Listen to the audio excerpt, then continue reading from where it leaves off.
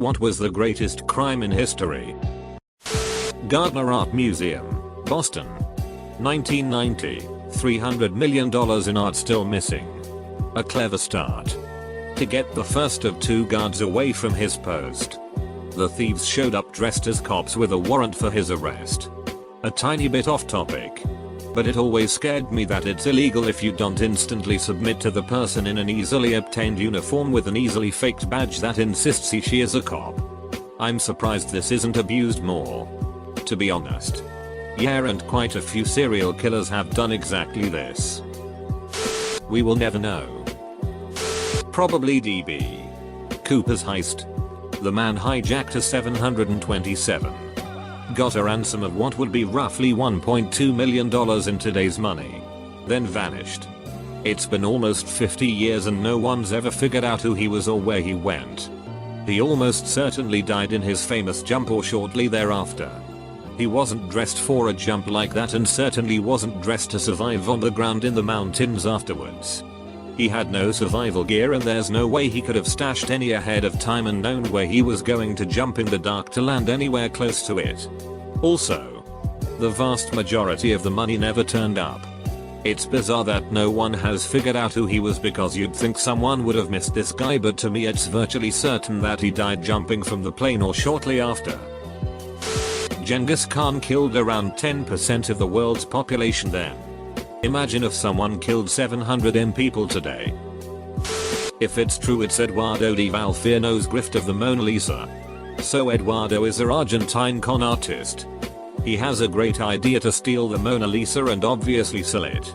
Well, what if he could sell it more than once? Make more money, right?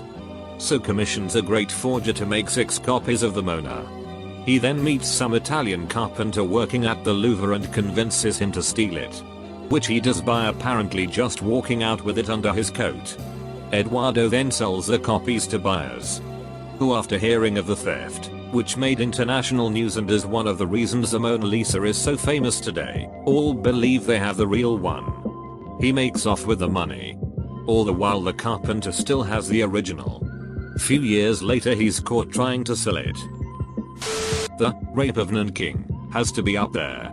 I mean, great in the sense that it was one of the most horrific large-scale atrocities that have been documented and subsequently denied. Around 200,000 unarmed civilians and disarmed combatants were raped, murdered and or pillaged.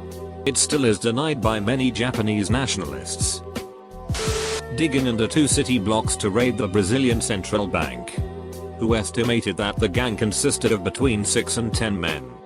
Described how they had seen van loads of soil being removed daily, but understood this to be a normal activity of the business. That's brilliant. I'm not sure where this quote is from, and is also somewhat paraphrased, but it always stuck out to me. The perfect crime isn't the one that goes unsolved. It's the one that is solved with the wrong perpetrator. There is almost certainly some massive crime that none of us have ever heard of because it was an open and shut case and some enemy of the person who actually got away with it spent the rest of his life in jail. The best spies in the world are the ones who got gold retirement watches from their targets. That story about the old guy who just set up a booth in front of a free zoo and collected money for like plus 25 years.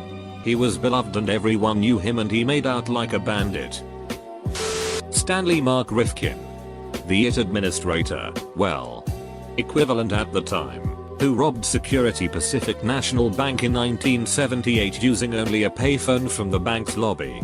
He pretended to be from the International Transfers team, called the Wire Transfer Room, gave them the code for the day, which he had seen on a piece of paper in the wire room while working there, and asked for $10 million to be transferred to a Swiss bank account. The guy then flew to Switzerland, exchanged the money for diamonds, stored them in his checked luggage, about 8.5 kilograms of them, and flew back to the US. He only got caught when his former lawyer ratted him out. Rifkin had planned on giving the diamonds to the bank in exchange for letting him help fix the security issue he himself exploited. At the time, it was the largest bank heist in US history, and was in the Guinness Book of World Records. Please don't try to break this record. Edit, 2 words. The jewelry shop heist in GTA V. True masterpiece. You forget 1,000 things every day.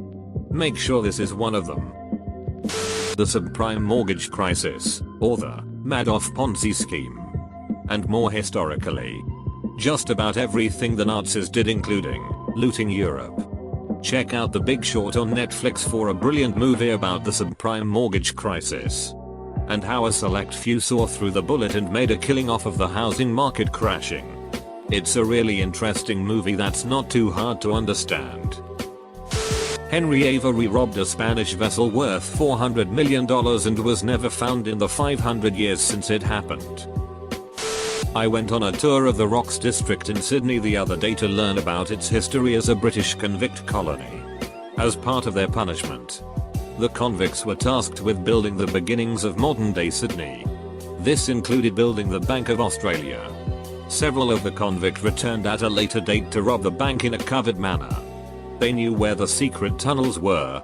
They were never fully tried or charged for the robbery despite stealing what would now be worth $120 million odd. A group of old men, ranging from their 40s to their late 70s, once robbed a bank by climbing down the long elevator shaft and drilling a hole in the side of the safety deposit box room. Over the course of 2 days they stole £14 million worth of jewelry, gold, and banknotes. It was apparently one last heist for the 3 or 4 of them, as they were career criminals. Not so long ago, couple of years, a dude robbed 10 mil. No guns. No busting into a bank and yelling or asserting his dominance type of it.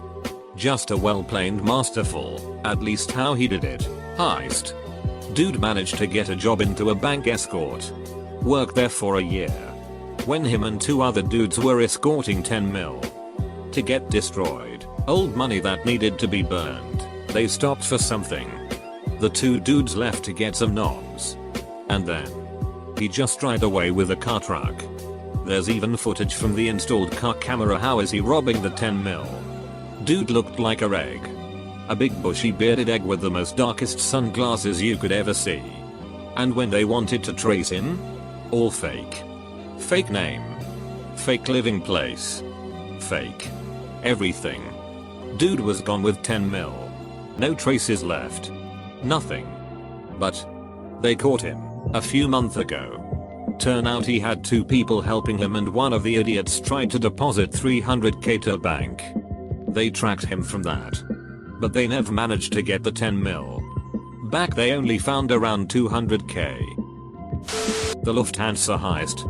I don't see how this one gets overlooked. Maybe because it was in the movie and a lot of people don't realize it actually happened. The greatest crimes in the world are not committed by people breaking the rules but by people following the rules. It's people who follow orders that drop bombs and massacre villages. Banksy. Nah. Rapists are worse than WW2 pilots. Thanks.